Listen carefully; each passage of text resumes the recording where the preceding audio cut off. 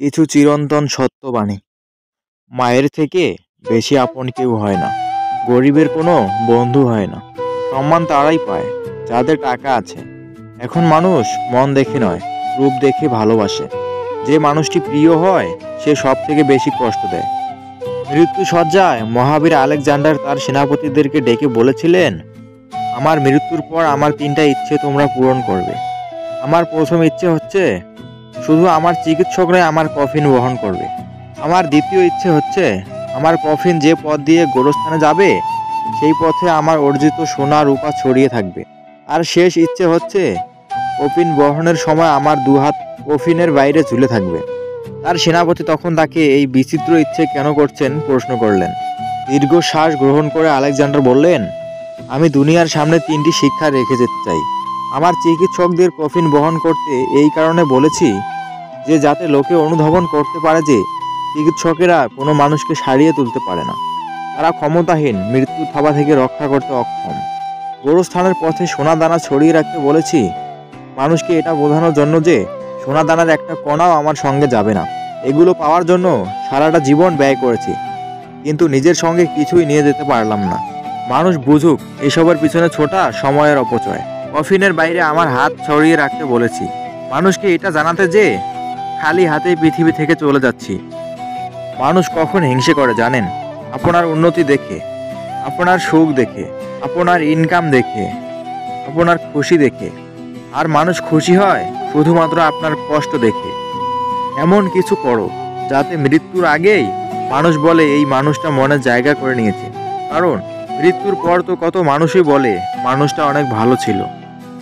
যে সন্তান তার নিজের মাকে ভাত দেয় না সেও একদিন তার সন্তানের কাছে ভাত পাবে না। এটাই হলো প্রকৃতির নিয়ম।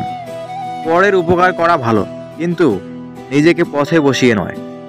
স্বার্থপর আর অহংকারী মানুষগুলোর বিশেষ কিছু লক্ষণ। নাম্বার 1, এরা কোনো সময় পরাজয় স্বীকার করে না। নাম্বার 2, এরা সব বিষয়ে তর্ক করে, যুক্তিতে হারতে চায় না, নিজের ক্ষমতা দেখানোর চেষ্টা করে, সব বিষয়ে পারদর্শিতা দেখায় এবং সবাইকে সন্দেহ করে।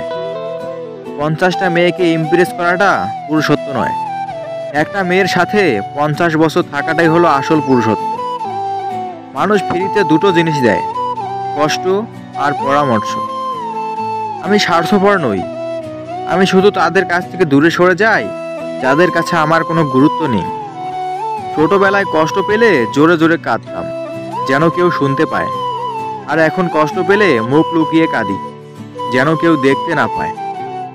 বর্তমান সমাজে তুমি যত বেশি সততার সাথে কথা বলবে তত বেশি অসম্মানিত হবে। হীরার নিজস্ব কোনো খনি নেই। হীরার জন্ম কয়লার খনিতে, কিন্তু তাই বলে হীরা কখনো কয়লার দামে বিক্রি হয় না, বা কেউ হীরাকে কয়লাও বলে না। সহস্র লাখো টন কয়লা উত্তোলনের পরই শুধু হীরার দেখা মেলে। এতএব তোমার জন্ম যেখানেই হোক, তোমার কর্মগুণেই তোমাকে বড় হতে হবে। আপনাকে অতিথি হিসেবে ডাকলেও এই 3জন মানুষের বাড়ি কখনো যাবেন না। নাম্বার 1, যে নিজের স্বার্থ নিয়ে চলে। নাম্বার 2, যে খাওয়ার পর খোঁটা দেয়।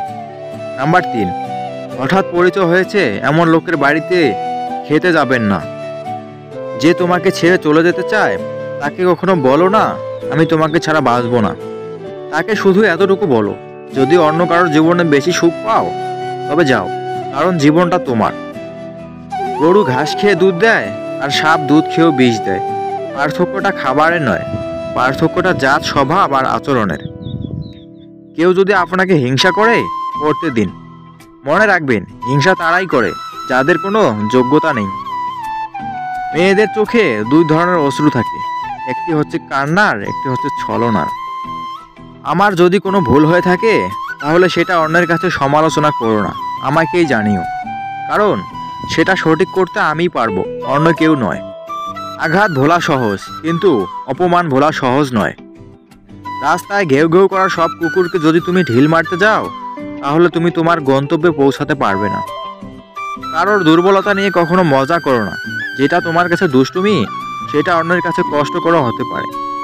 জীবনটা সেই মানুষের সাথেই কাটানো উচিত যার চেহারা চেয়ে মনটা বেশি সুন্দর।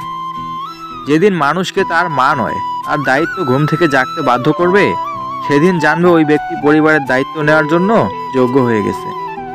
নিজের পাল্লায় কখনো অন্যকে মূল্যায়ন করো না, কারণ ইঁদুরের বিবেচনায় বাঘের থেকে বিড়াল বেশি ভয়ঙ্কর।